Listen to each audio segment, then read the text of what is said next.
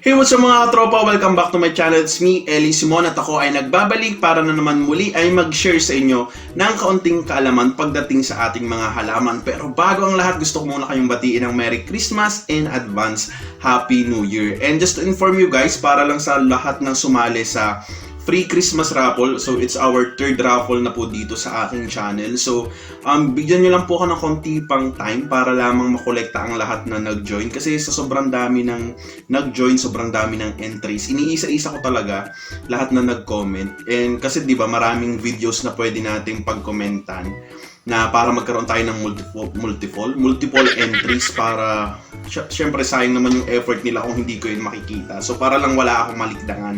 And tulad nung dati, gagamit tayo ng roulette app just to pick that one lucky winner. So again, good luck sa makakatanggap ng 100 assorted succulents. So iba-iba na po yun. Meron na rin po dong cactus and yan, parang papaskon ng aking channel para sa inyo. And again, going back, ang bida ngayon sa vlog na ito ay ang jade plant. So, ang jade plant ay mas kilala din bilang lucky plant, money plant, kasi it gives prosperity daw according to Chinese Feng Shui. So, in its botanical name, it is also known as Crassula ovata or Crassula argentea. So, this is one of the most requested topics sa akin noon pa. Kasi marami din sa atin ang nahihirapan pagdating dito kay jade plant. So, kaya ngayon ay i-share ko sa inyo ang mga tips kung paano ko alagaan ang aking jade plant. Kaya naman without further ado, let's talk about jade plant.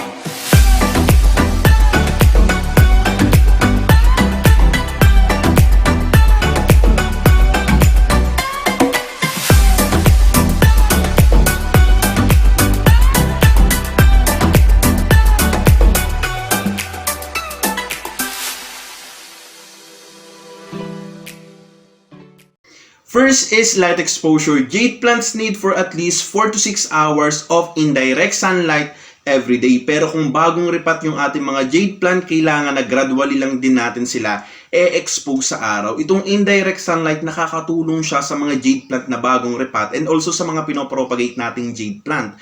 But itong si jade plant, as it grows older, naging intolerable naman na sa kanya yung sunlight kahit na for long hours. We can grow this type of succulent, itong jade plant, even indoors kasi it is one of the low light tolerant na uri ng succulents. Pero kung gusto natin na mamulaklak ang ating jade plant, kinakailangan niya rin ng enough sunlight.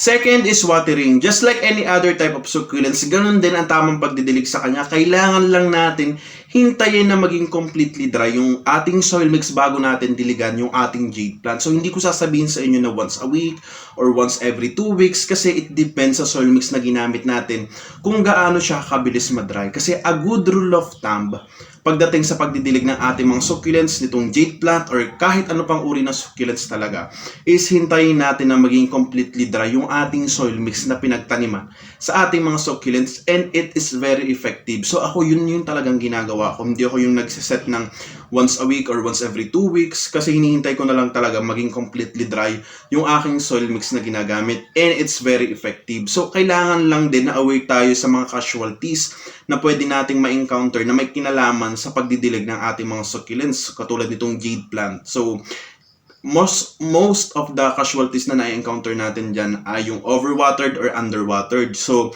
overwatered yung ating jade plant kung yung nanlalagas na dahon niya ay naninilaw and also malambot.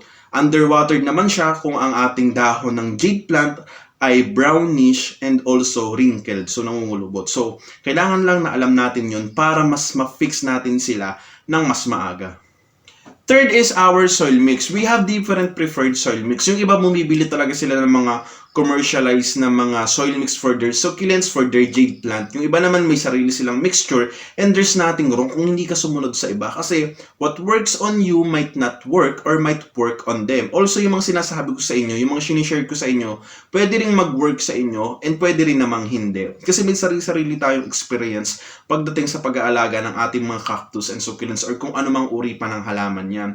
And yung mga sinishare ko sa inyo ay yung mga nalalaman ko lang and also yung mga nag-work din sa akin based on my experience. Hindi ako nag-share sa inyo ng basta ko lang binasa or nabasa kung saan-saan or napanood kung kani-kanino. So, I'll make sure na tinaray ko siyang gawin and nag-work sa akin.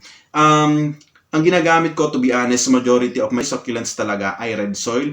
Itong jade plant na to, ang gamit ko din ay red soil. Pero meron din ako mga kilala na nag-try na rin mag-shift dito kay red soil.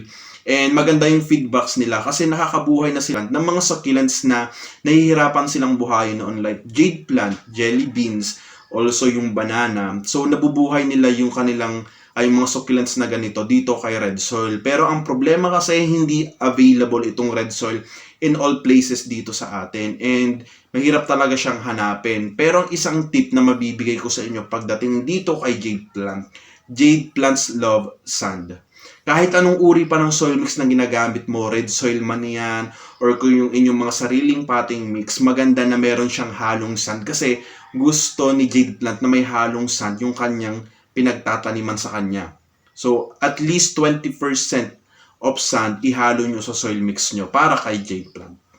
Number 4, fertilizers. You don't have to buy expensive fertilizers for your succulents, for your jade plant kasi napakarami naman ng organic fertilizers na pwede nating gamitin that works better than commercialized fertilizers. And isa na nga dito ay ang eggshell na mayaman sa calcium na nakakatulong para maging matibay yung stem ng ating jade plant. Ang kailangan lang natin gawin dito kay eggshell, huhugasan natin siyang mabuti and then ating papatuyuin, dudurugin, and then imimix natin sa ating soil mix. Kung yun namang ating jade plant ay nakatanim na talaga, then pwede lang natin siyang ibudbod sa ibabaw ng ating soil mix. Another is itong balat ng saging na napakarami ng nutrients na pwede nating makuha that are good, hindi lamang for jade plant, kundi sa lahat ng uri din ng cactus and succulents at iba pang uri ng halaman. Ang kailangan din lang natin gawin is, ang ginagawa ko kasi, ang ginugupit ko siya ng maliliit, then pinapatuyo ko siya, and then iminimix ko na siya sa aking mismong soil mix. Kung hindi, again, katulad ng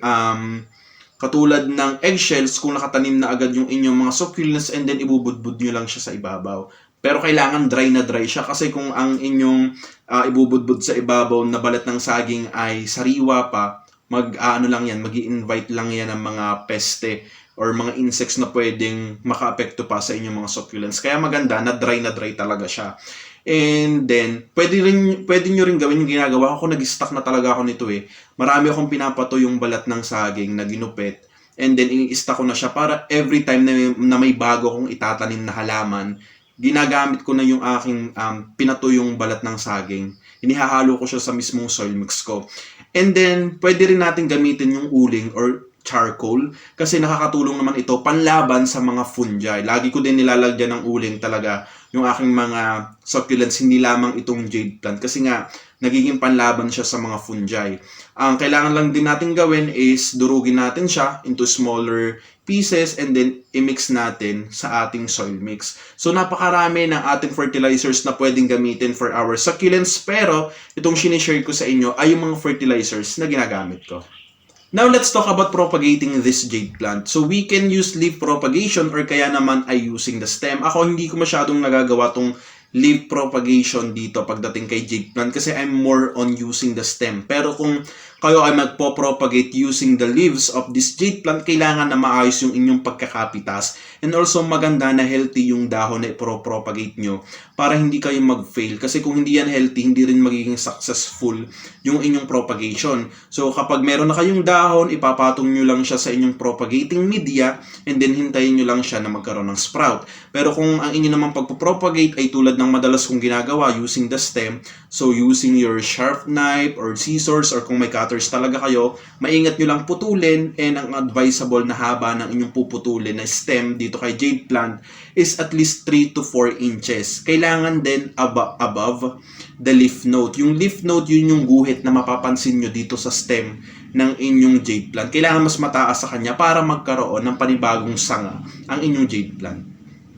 Points to remember, iwasan nyo na kapag kayo ay nagdidilig ng inyong jade plant ay palaging nababasa yung dahon ng inyong jade plant. Bakit? Kasi nagiging dahilan yan para magkaroon ng mga black spots yung inyong dahon. Kasi kapag laging basa yung dahon ng inyong jade plant, nagkakaroon dyan ng fungi, and then yung black spots na yun sa dahon ng inyong jade plant, kumakalat siya sa iba pang dahon ng inyong jade plant. Kaya kailangan iwasan nyo na kapag kayo ay nagdidilig, talagang binabasa nyo pati dahon ng inyong jade plant.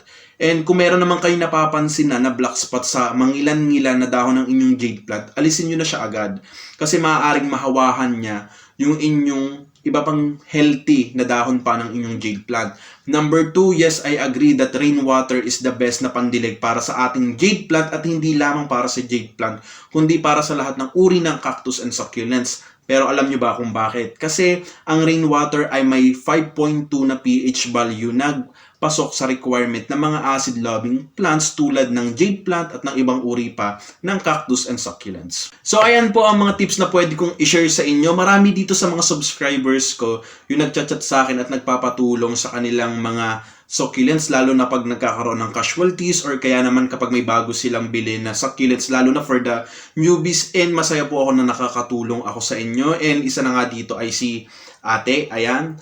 So yun din yung problema niya, lagi siyang namamatayan ng jade plant, and naon ako nang i-share sa kanya yung tips kung paano ba alagaan itong si jade plant. And I'm so happy na for the first time daw ay walang namatay sa kanyang jade plant sa dami ng kanyang naitanim.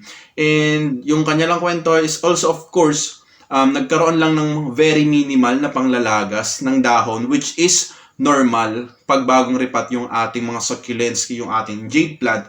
And it's 1 to 3 leaves lang naman, so hindi siya malaking kawalan. And ngayon ay stable na yung kanyang mga jade plant. So shout out sa'yo ate, kasi avid subscriber ko yata si ate. Madalas kong makita yung kanyang mga comments sa aking mga post and also sa aking mga aking mga videos dito sa aking channel. So happy planting sa'yo ate, and also sa inyo na mga newbies, kung meron kayong tanong, pwede nyo po akong i-chat sa aking Facebook. Just look for LA Small na lang. So, kung minsan lang hindi agad ako nakakapag-reply kasi busy po ako, kasi ngayon po ay ako po ay nag-aartista. Maniniwala na yan. Hindi, joke lang po. Medyo busy din, and also nagre-reply naman ako minsan lang matagal, minsan naman sobrang bilis. Minsan naman nakaka-chat nyo ako ng sunod-sunod talaga or mahabang oras. So, ayun, pwede ko naman po kayong tulungan dyan and i-guide. And basta i-update nyo lang po ako palagi kung ano yung nangyayari sa mga succulents nyo as time goes by, na ginaguide ko kayo kung paano i-fix yung mga casualties na na-experience nyo for your cactus and succulents. And again, maraming salamat po sa panonood ng vlog na ito, at sana ay marami kayong natutunan. And kung hindi ka pa nakapag-subscribe dito sa channel ko, mag-subscribe ka na at i-click nyo lang po ang notification bell para ma-notify kayo sa mga videos na tulad nito. At huwag nyo na rin pong kalimutan na i-like ang video na to. And pahabol lang, kung meron kayong mga uri ng cactus and succulents na nahihirapan kayong buhayin or nagiging challenging para sa inyo, pwede po nyo i-comment dito sa aking vlog para magawan ko po siya ng paraan. Kahit yung ibang uri ng halaman ha, it's not limited para sa mga cactus and succulents. Pwede rin yung ibang uri ng halaman. So ayun, again, Merry Christmas sa ating lahat and advance Happy New Year. God bless.